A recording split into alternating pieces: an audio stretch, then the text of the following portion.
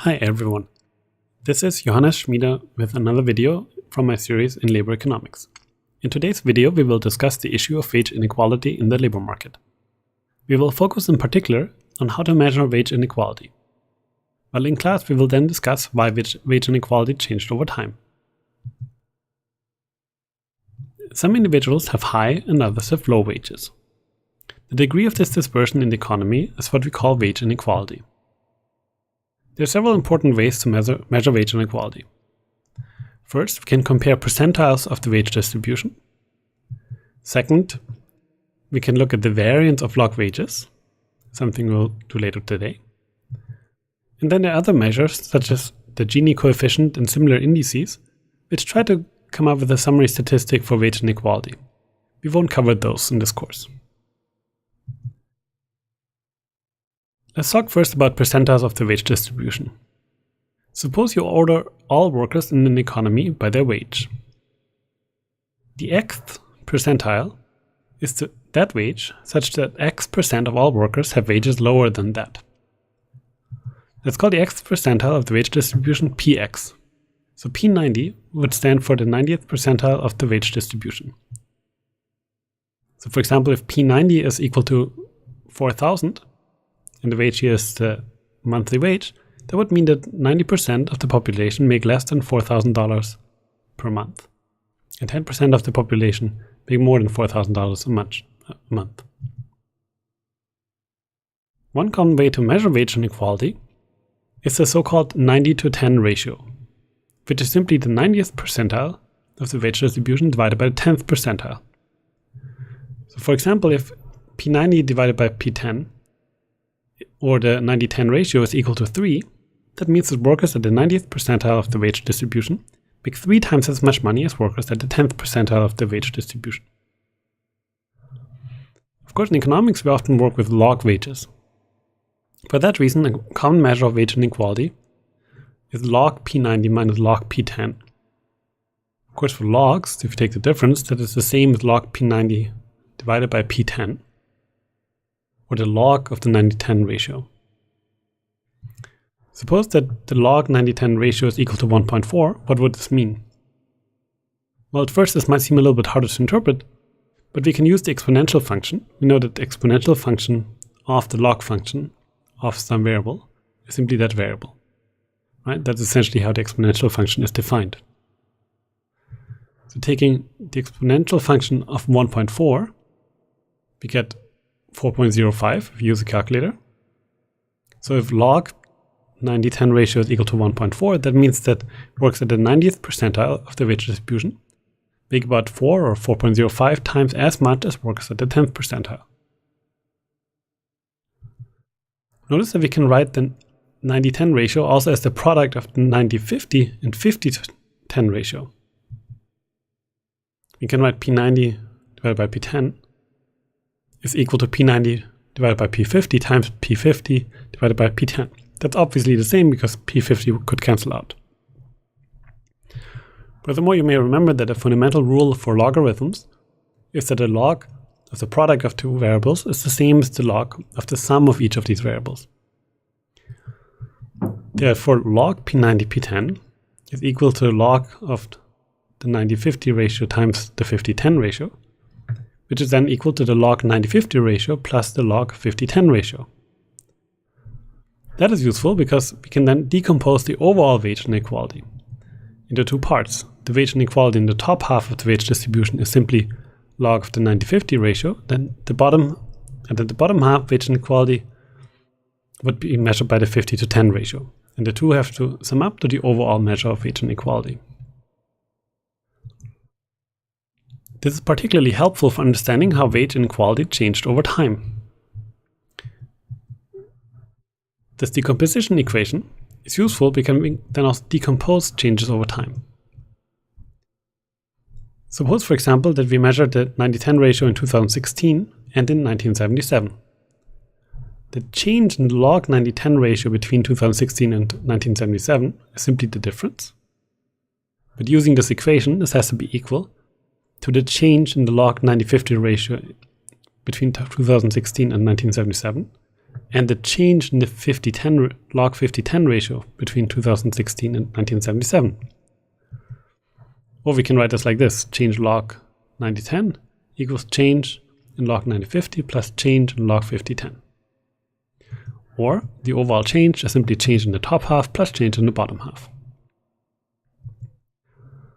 Let's look at how wage inequality changed in the United States over the past decades.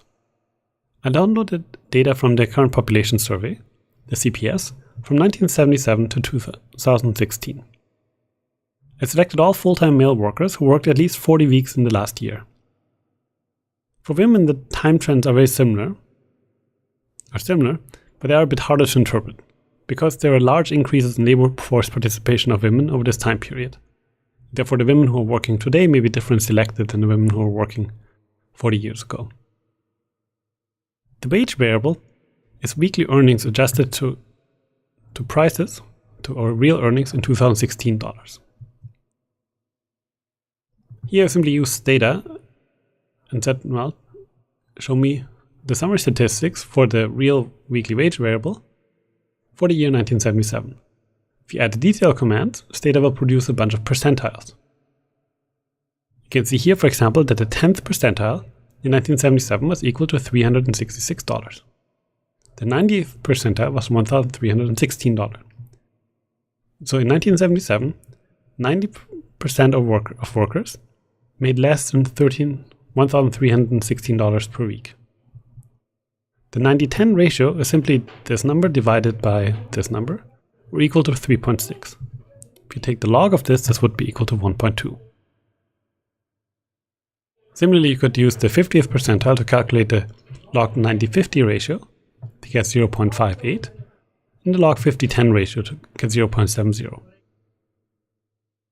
Notice that if you add those two up, you get back to this number, up to a rounding error. For this figure, I calculated the real weekly wage at each percentile using the data from 1977. This point here shows, for example, the 80th percentile, where wages were around $1,050 in 1977. Note that the dollar values here are still expressed in 2016 dollars. This figure now adds the same graph but calculated for 2016. Here's a red line. Notice that the blue line that represents 1977 is the same as before, but it is much more compressed now, because the y-axis goes all the way up to $5,000. At this point, the two lines intersect. This means that at the 70th percentile, wages did not change between 1977 and 2016. Strikingly, everywhere below this point, wages actually decreased. You can see here the red line is below the blue line. Everywhere above this point, wages increased. Note that while 70% of workers experienced a real wage decrease, all the workers over here,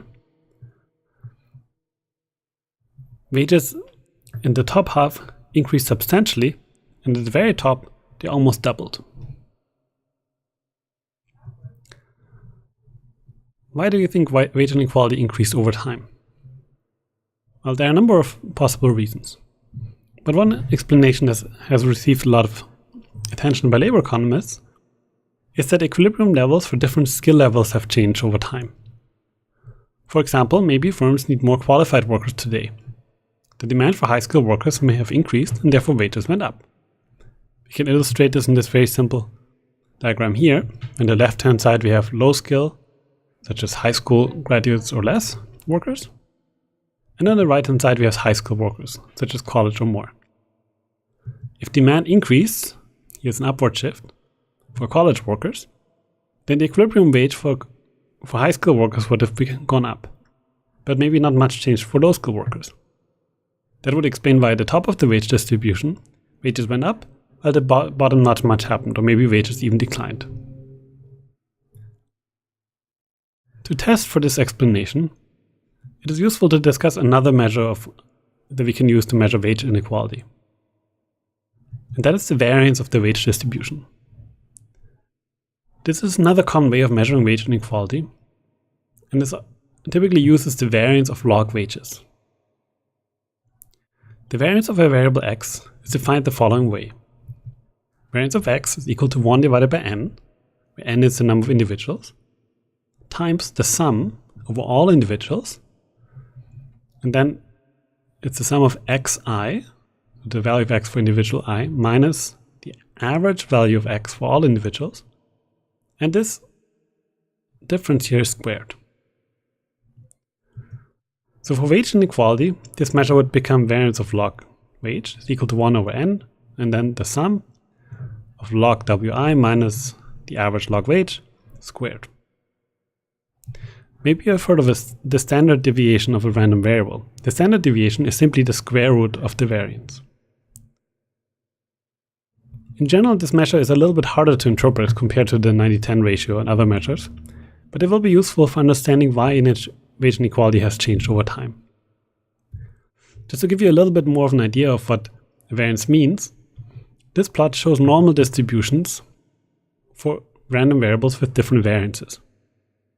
The blue line here is a normal distribution that has a variance of 1, the red line has a variance of 2, and the green line has a variance of 3. As you can see, a higher variance simply means that this is spread out further.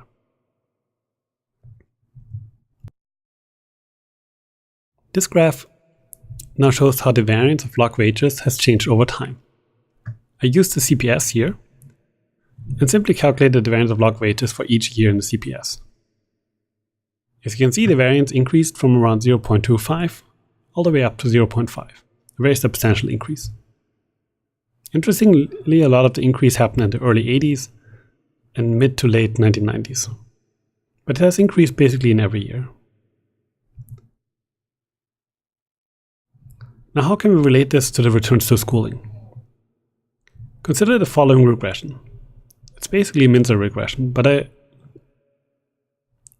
abstracted away now from experience we usually put in here. Taking the variance of this equation, we get that the variance of log wages is equal to the variance of beta times schooling plus the variance of epsilon.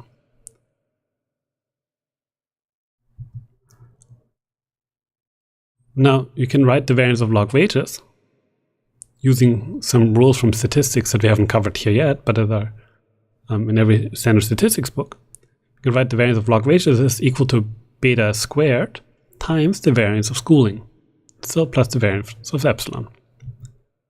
So inequality might have changed over time because the returns to schooling increased beta, or because the variance of schooling has changed. We can decompose the change in inequality into the part that is due to changes in the return to schooling and changes in residual inequality, or the variance of epsilon. The change in the variance of log wages is therefore changes in return to schooling plus changes in residual inequality. In class, we will actually use this decomposition and the CPS to calculate how much of the change in the variance is explained by the change in the beta 2, how much is explained by the change in the variance of schooling, and how much is due to the variance of epsilon.